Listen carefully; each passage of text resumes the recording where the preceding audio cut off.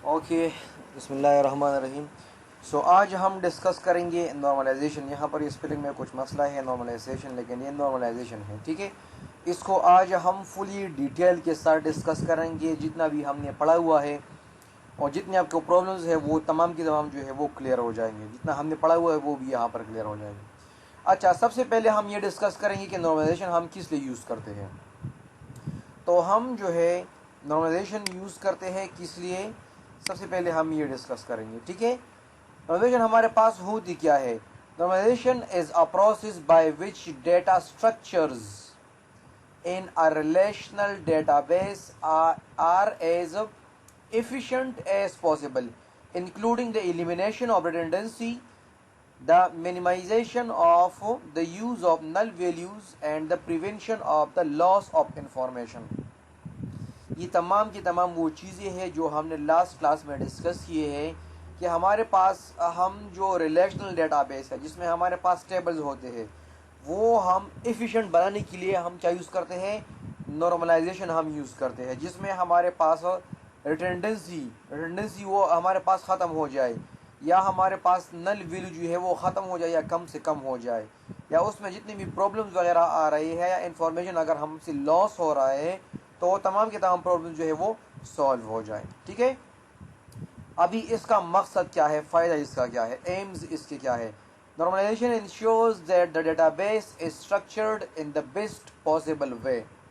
समझ गए ना कि हमारे पास जो डेटाबेस है वो बेहतरीन अंदाज में हमारे पास वो क्या होगा, शो होगा या स्ट्रक्चर होगा। To achieve control over data redundancy भी हमने डिस्कस किया हुआ है ऑलरेडी कि ये भी हमारे पास वो जो है कंट्रोल है या अननेसेसरी डुप्लीकेशन वगैरह उसमें न आ जाए, ठीक है ना।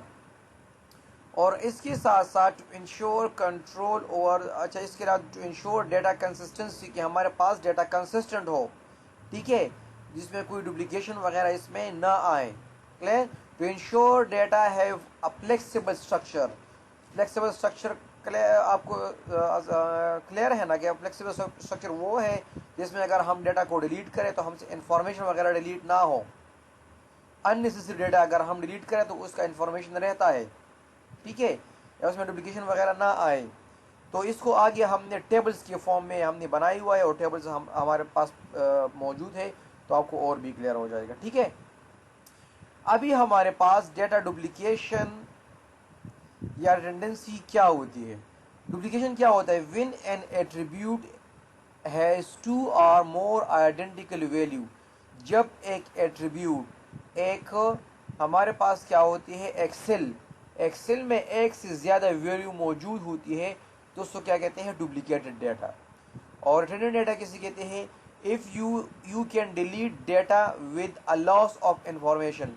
जब आप किसी बंदे का रोल नंबर डिलीट करते हैं तो उसका पूरा का पूरा डेटा जो है वो डिलीट हो जाता है, तो उसको क्या कह सकते हैं, रिडंडेंसी। या आप किसी का नेम डिलीट करते हैं तो उसका पूरा का पूरा रो जो है वो डिलीट हो जाता है। तो इस तरह के प्रॉब्लम्स हम यहाँ पर ख़त्म करते हैं, इसको क्या कहते हैं, रिटर्न डेटा हम कहते हैं इसको। अच्छा, इसमें हम कौन कौन से फॉर्म करेंगे या सजेस्ट करेंगे इसको? इसमें हम यहाँ पर first normal form, second normal form और थर्ड नॉर्मल फॉर्म करेंगे। सबसे पहले अभी हम यहाँ पर डिस्कस करेंगे फर्स्ट नॉर्मल फॉर्म, लेकिन फर्स्ट नॉर्मल फॉर्म से पहले हम यहाँ पर डिस्कस करेंगे कैंडिडेट की। कैंडिडेट की हमारे पास क्या होती है? कैंडिडेट की हमारे पास वो की होती है जो किसी भी रिकॉर्ड को यूनिकली आइडेंटिफाई कर लेते हैं, उसको हम कहते हैं कैंडिडेट की। For example roll number, registration number, ID, ये तमाम के तमाम हमारे पास कैंडिडेट कीज़ हैं। और इन कैंडिडेट कीज़ में से हम सिर्फ और सिर्फ एक ही की सेलेक्ट करते हैं, इसको हम प्राइमरी की कह सकते हैं, ठीक है ना। अच्छा, इसके बाद हमारे पास फर्स्ट नॉर्मल फॉर्म किसे कहते हैं? A table is in its first normal form if it contain no repeating attributes or group of attributes। जब एक सिंगल जो हमारे पास वो होती है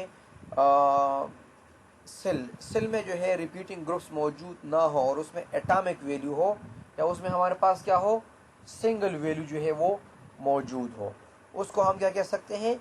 उसको हम कह सकते हैं फर्स्ट नॉर्मल फॉर्म। समझ गए? अच्छा, इसके बाद किस तरह, ये एक टेबल है, स्टूडेंट का टेबल है, ये हमारे पास क्या है, ये इसको अभी हम फर्स्ट नॉर्मल फॉर्म में कन्वर्ट कर दिए। देखें ना ये वाले वैल्यू, ये जो आपको नज़र आ रहे हैं, ये क्लास में हमारे पास इंफॉर्मेशन सिस्टम है, सिस्टम एनालिसिस है, डाटा कम्युनिटी, तो ये हमारे पास मोर देन वन वैल्यूज़ है ना। तो इस मोर देन वन वैल्यूज़ को हम क्लियर करने के लिए, ये वाले इसको हम ख़त्म करने के लिए हम क्या क्या करेंगे, इसके लिए एक अलग रो बनाएंगे, इसके लिए एक अलग रो बनाएंगे, और इसके लिए एक अलग, इस तरह इसके लिए भी अलग अलग हम रो बनाएंगे, और इसके लिए भी हम अलग अलग रो बनाएंगे, और इसके लिए भी हम अलग अलग रोज़ बनाएंगे। ठीक है ना। तो इससे हमारे पास ये डुप्लीकेट वैल्यू या हमारे पास यही वाली वैल्यू जो है वो क्या हो जाएगी, ख़त्म हो जाएगी। क्लियर।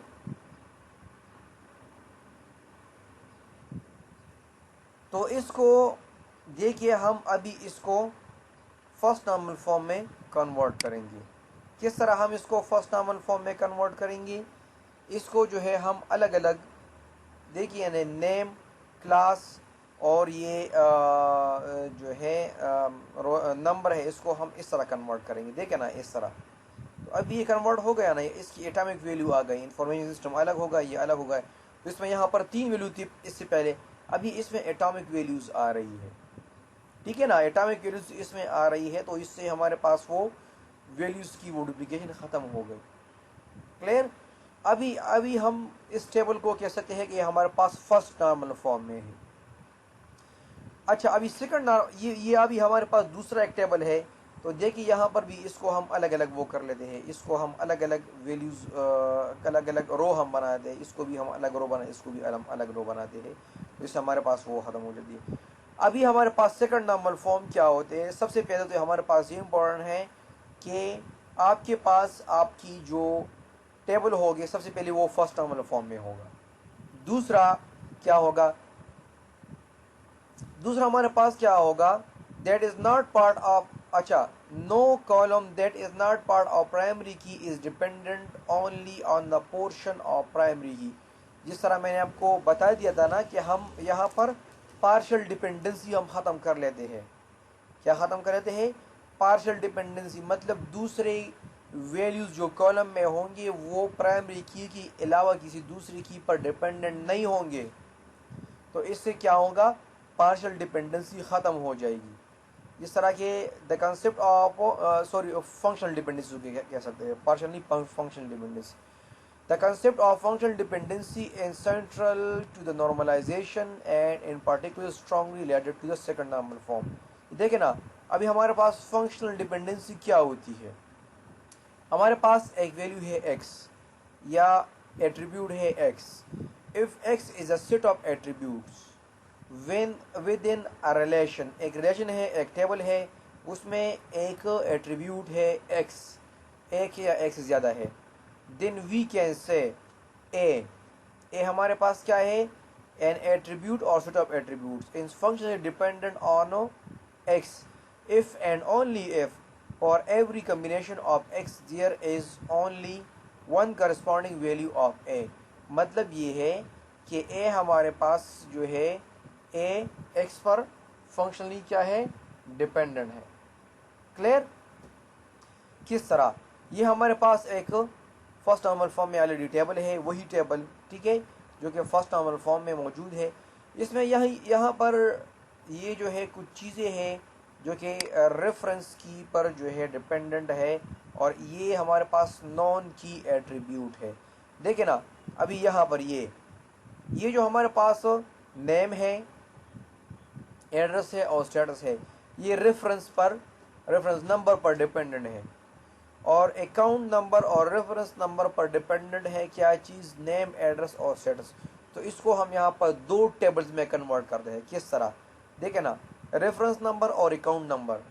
अभी रेफरेंस नंबर, नेम और एड्रेस, स्टेटस, इसको हमने अलग कर दिया है दूसरे टेबल को, इससे हमने दूसरे टेबल को अलग कर दिया, तो यहाँ पर हमारे पास फंक्शनल डिपेंडेंसी जो है वो ख़त्म हो गई। अभी यहाँ पर नेम जो है, नेम, ये वाला नेम, ये भी डिपेंडेंट है किस चीज़ पर, इस पर, ये भी डिपेंडेंट है इस पर, ये भी डिपेंडेंट है इस पर।